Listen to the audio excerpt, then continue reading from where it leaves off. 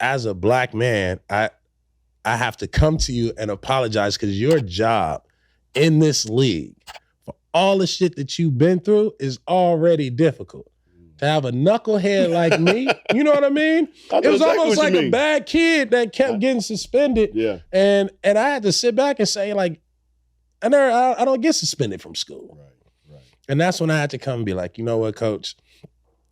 You turned me into a man. I understand. You know what I mean? Yeah, and it took me, like, I have to apologize to you and tell you, like, I appreciate you. I hate that we didn't have this, you know what I mean? The time to do it in the Rock. You know what I mean? Like, y'all was balling anyway in New Orleans. So you didn't care. You know what I'm saying? But, you know, I had to do that. And you know, he was like, come here, man. We embraced. Yep. He was like, man, take my number. Anything you need. And 2 years later, we were back on the court again. Back on the court again. It's amazing, though, that, and again, you had this in your life as I had growing up. You had people that were not afraid to tell you, hey, man, you fucking up. Big time. You know what I'm saying? You had all your OGs. It's like, B, you messing up, man. This is your, you did this. This is your fault. Yep. And wasn't afraid to tell you, you know, when you was wrong. Yeah. I had the same thing back in the day with my boys that would stand up, be like, B, you wrong. Yeah. You know, man, you need to apologize and you need to do this. And I think we're missing a lot of that in our community. There's no doubt about it. And you're right. And this is the thing I used to tell all these players, you know, back in the day, especially the black players, is that you don't understand how hard it is for a black man to coach in the NBA.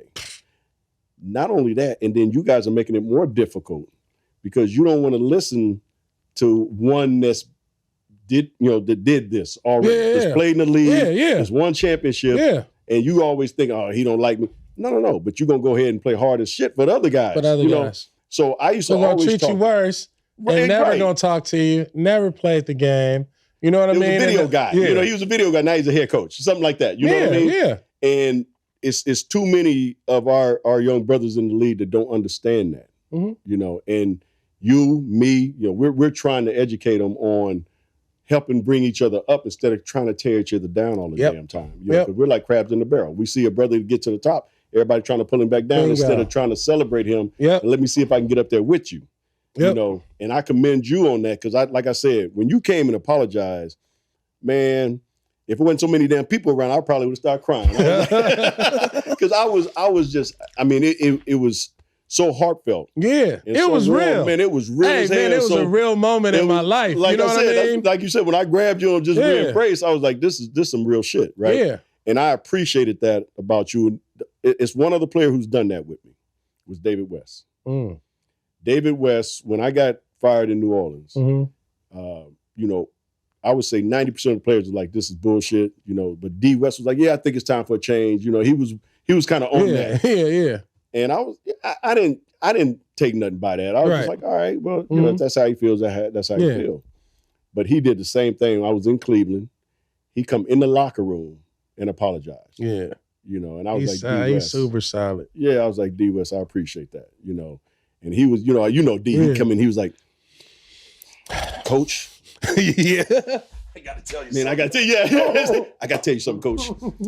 Man, that shit I did in New Orleans, I apologize. You know, I was wrong. And it just, I was like, I appreciate that. You know, it really made me feel good that he understood that we don't get these opportunities that much. Not at all. And so for another young black man to tear me down, you know, it's just a black eye on our end. No, for sure.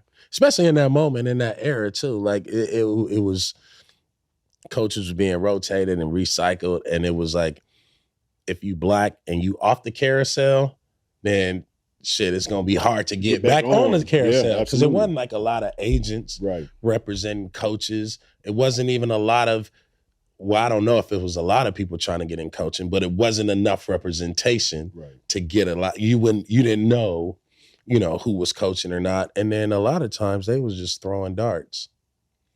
In that era, they was throwing darts. Oh, you a good dude? Comedy dude? Boom. We gonna throw, you know what I mean? We gonna throw a video dude? Boom. We gonna throw you one. And so, like, I think it's important just for us as black men to do that. To understand that it is okay to be wrong. Yeah. And being wrong means on the other end of being wrong that there is a solution. Right. And there's a right way to do it. Right. You know what I mean? And I think that is like where the league, where our culture, right? Where basketball, you know what I mean? Even for the young guys, like for me, it's like the young guys to know that these guys, for those guys, it's just a legacy, right? And it's the respect and the homage, because I had to realize that I wouldn't have been here had it not been for the path that Byron Scott laid at Inglewood, Morningside. Right. You know what I mean? Coming out of Inglewood, Morningside, ASU, and like, oh, my bad. I gotta go check myself. You know what I mean? Yeah, our guys, they gotta understand. They gotta understand the history of the game. Yep. And who paved the way for you to get here, and then we expect you to pave the way for the next generation. Okay.